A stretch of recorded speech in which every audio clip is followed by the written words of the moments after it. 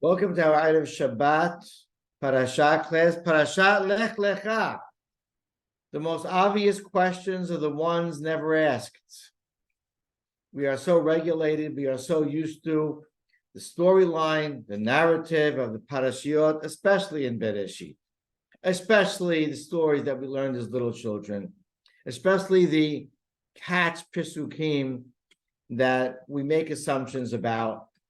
And there is no greater example of this than the beginning of Parashat Lech Lecha, where one of the first pasuk seems to most of us to be very ho-hum and nonchalant. It should actually be a shocking first pasuk. The Parashat begins, Bereshit, Perek Yud Bet, pasuk Aleph, V'yomer Adonai el Avram, Lech Lecha, me'arsecha, u'moldotecha, u'mebet avicha, so no, I'm not referring to the question that is often asked, why the repetition in God's command of Abraham to go from your land and from your birthplace and from your father's home, it's all the same. Not asking that. Nor am I asking El Ha'aretz Asher Eka, to the land which I'll show you is left vague and ambiguous. I am not addressing that either. I'm addressing 4 words. Vayomer Adonai el Abram. And God told Abraham, you are not shocked by that. And I want to know why you're not shocked by this. Who in the world is Abraham? And why in the world is God talking to him? We know this. At the end of Parashat Noah, there was a man named Terah. Terah had 3 sons, Abraham, Nahor, and Haran. We know that Haran passed away. He had a child named Lot. And we know that Terah took his 2 sons, Nahor and Abraham, who were both married, to 2 women named Milcah and Yiscah. We assume Yiscah to be Sarah.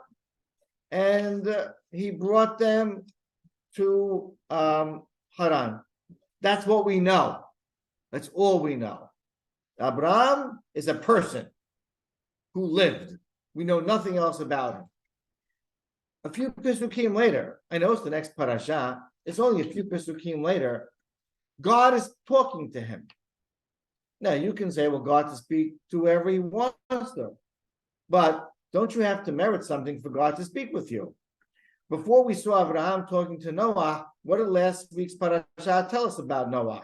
The Noah was Sadiq Tamim Haya Bedorotav. What a wonderful description of a man. Before HaKadosh Baruch Hu addressed Moshe Rabbeinu, we were given some narratives about Moshe Rabbeinu. He went out, he saw his brother suffering, he stood up for justice. We saw him by the well with his wife-to-be, Sipporah. And of course, the episode of the burning bush was a build-up. And that wasn't a direct communication, it wasn't immediately. And of course, we know the sons of Abraham and grandson Ishaq and Yaakov, we saw activities, we saw righteousness from them. We know they were the sons of a righteous man. We always have an inkling as to the merit of any character in our Torah and Tanakh, for that matter, to have a divine communication. We are not surprised normally when HaKadosh Baruch Hu addresses someone. We feel comfortable with it. He deserves to be spoken to. Who is Abraham? It's not Abraham yet. Who is this man?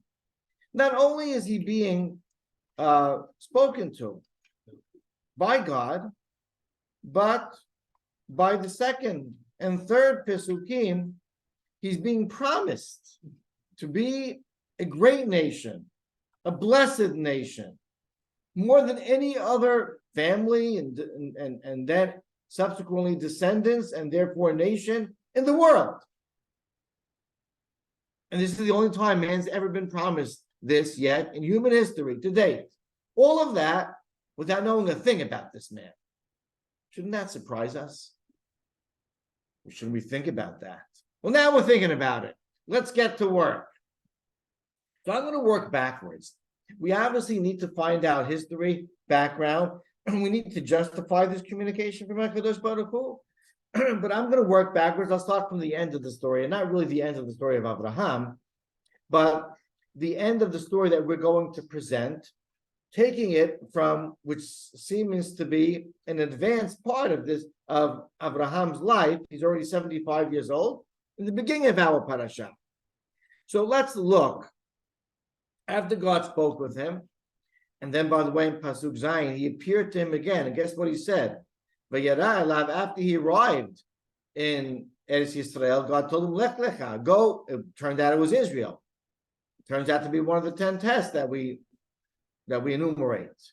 And afterwards, he went, you can say blindly and obediently. He started to sojourn and travel around the land. And then in Pasuk Zayin, it says, Vayera Adonai Abraham, he appeared to him. This just exacerbates the question. I'll give this land to your descendants. All seemingly for no accomplishments that we know of. And then what I want to focus on is Pasuk Het for a moment. Vayatek Misham Hahara. He picks up from where he was, Mekedem lebet El Vayet Avulo, eastward of Bet El. There he put his estate. Bet El Miyam Va'ay Mekedem. We're told the coordinates of the place that he's in. Vayi ben Sham Mizbeach Adonai. He built an altar there for God. That's nice. Vayikra b'Shem Adonai. And he called in the name of God. What does that mean? If you look at the Targum Unkelus, the Aramaic interpretation, it says V'sali b'Shma Adonai. It means he prayed to God. Okay, so that is not brand new, but that's a nice gesture. But there's a lot more, a heck of a lot more to those three words. Vayikra b'Shem Hashem. And I'll reflect on this further. But first, just what the Ramban comments on this. He says, Hanachon, the right way to understand this phrase which we'll see many times over, that he would call B'kol Gadol in a loud voice, on a loudspeaker, with a microphone. Who would he call? He would call where Lefnehem is in front of this altar that he created, perhaps a spiritual center, and he would call people to God, et Hashem hamodia elahu tol bnei Adam, and he would start to inform people about the existence of God, divinity, a creator. He would start to educate people. So this became, this Mizbeach, a point of attraction in where Abraham Avinu would seemingly start to recruit people in an educational system that would guide people as to the existence of HaKadosh Baruch Hu. That's a lot in three words, Vayikra b'Shem Hashem. That's a phrase that we see repeated sometimes in that form, sometimes in other forms. Vayikra b'Shem Hashem el Olam. We see this term also used with his son Yishak once. We see it used with his grandson Yaakov once. A number of usages. You can say either exact or with variations, maybe 6, 7, 8 times the same term was used, mainly with him and also with his son and grandson. This was an exercise that was repeated over and over again throughout the course of his life and his life of his descendants. Vayikra b'Shem Hashem. Recruit, preach, educate, and guide. I'll take you somewhere else, to the beginning of this pasuk. The pasuk describes where he pitched his tent, or where he really rested his estate, because we found out later there was many people traveling with him. And we're told the coordinates. Bet El Miyam ve'Ai Mekedem. Bet El was on the west, and the Ai was to the east of where. So where is he then? Where is he? He's in the middle of two cities. You know what the middles of two cities was in a time of a less cultivated world? Nowhere. In the middle of a forest, in the middle of abandoned, no, not abandoned, never settled or resided upon land. What was he doing there? Well, explains it was a perfect strategy. He set himself up in the line of transport so he can catch people as they're traveling from one city to another. In an isolated, uninfluenced, and disconnected area, in a vacuum, a perfect place to get someone thinking and to guide people without outside influences, strategizing. Wow. And I'm moving backwards, right? We can just go to when he first abided by the command of God, Pasuk Dalet, Vayelech Abraham, Kasher Deber Elav Adonai. He went very obediently and loyally. And the next Pasuk, He, Vayeka Abraham, what did he take? He took his wife Sarai, he took his nephew Lot, Kol Rechusham Asher Achashu, he took all their wealth. Apparently he was a wealthy man. Vet HaNefesh Asher Asu BeHaran. What's this mean? He made nefesh in Haran. So Ibn Azar says maybe that means his slaves. But of course, the Targum Unkeluz famously, and then echoed by Rashi and the Midrash, says, Yayat nafshata bidu le'oraita beharan. The people, the souls, that were subservient, subjected themselves to God in Haran. In other words, he was already in the outreach business prior to coming to Eretz Yisrael. Wow, we're starting to pick up clues about this man. So at least in Eretz Yisrael, he was already acting as a emissary of God. That's for sure.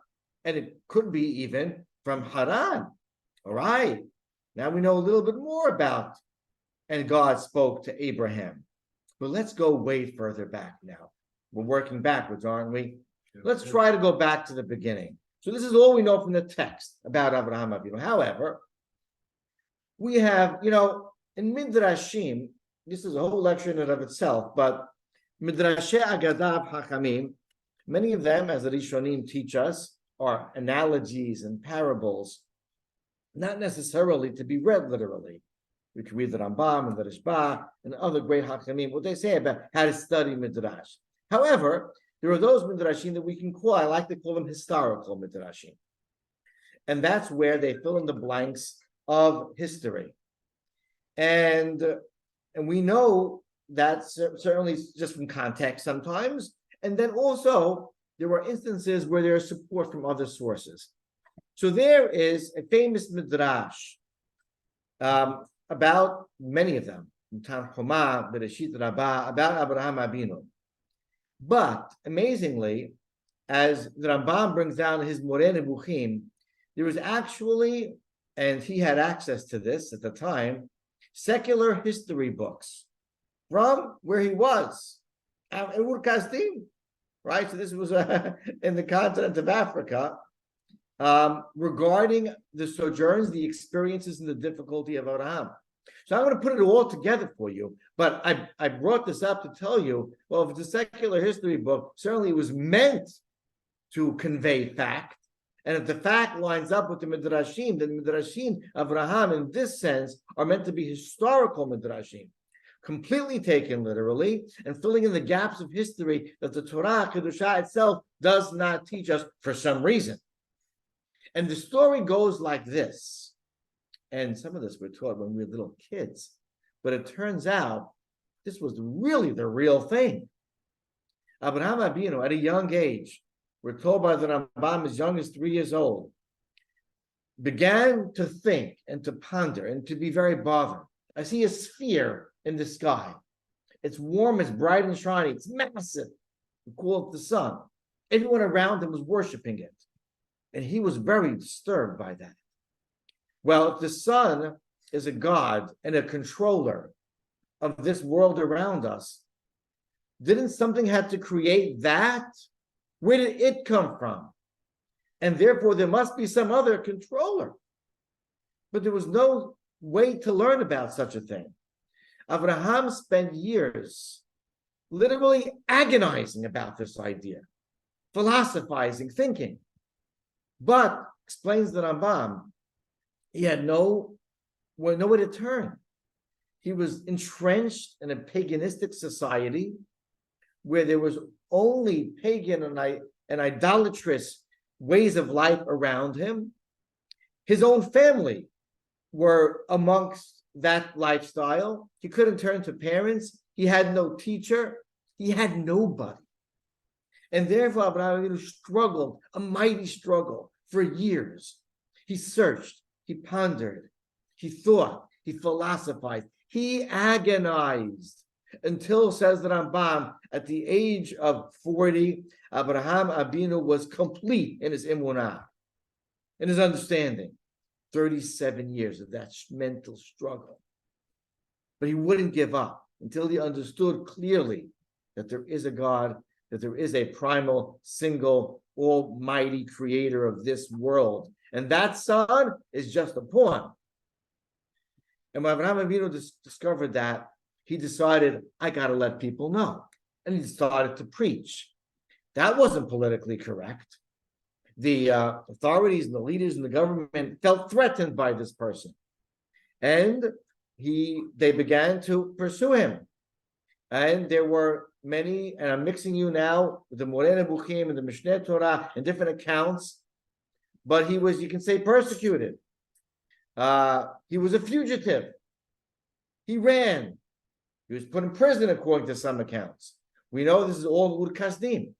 We know the famous story in the Midrash that we're told from when we're kids, in the Kivshan, the Ur of Kasdim, the fire, right? And he was absolutely oppressed, ridiculed, beaten, and yet he wouldn't give up. And these are all historical accounts. When we learned as little kids, breaking the idols in his father's store, yes, he did it. He fought back. And even from prison, says the Rambam, he would continue preaching. Until finally he was emancipated. And his father, Yitro says, we're getting out of here. Now, Yitro was also an idolater, but wasn't healthy for his family. So they left. And Abraham found himself in a place called Haran.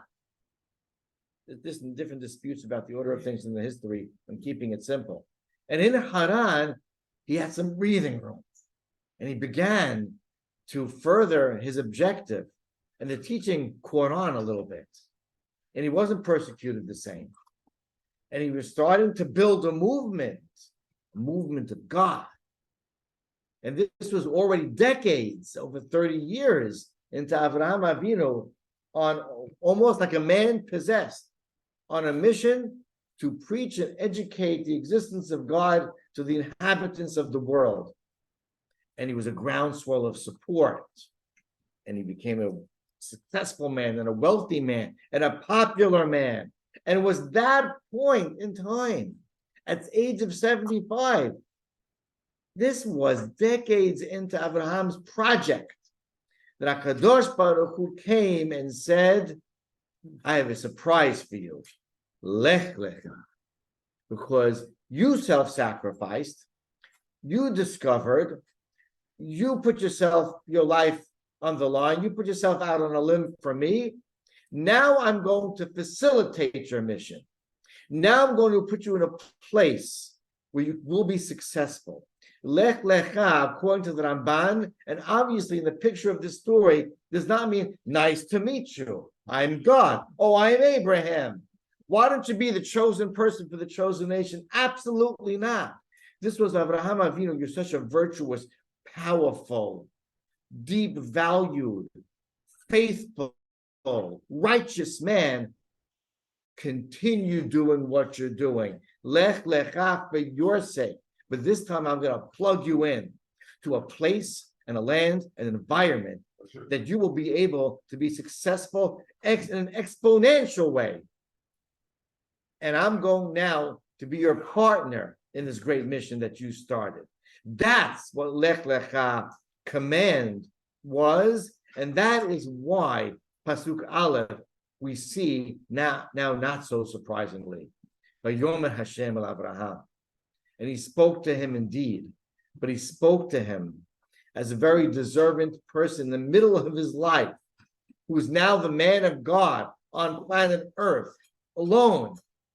And HaKadosh Baruch Hu told him, righteous man plus holy land equals chosen nation. You get on with it right now. Lech Lech. And with that, the story continues. And with that, Vayikra b'Shem Hashem. And with that, the recruitment grew in an exponential way. And with that, further explains the Rambam, Vayikra b'Shem Hashem, not hundreds, not thousands, but tens of thousands of followers.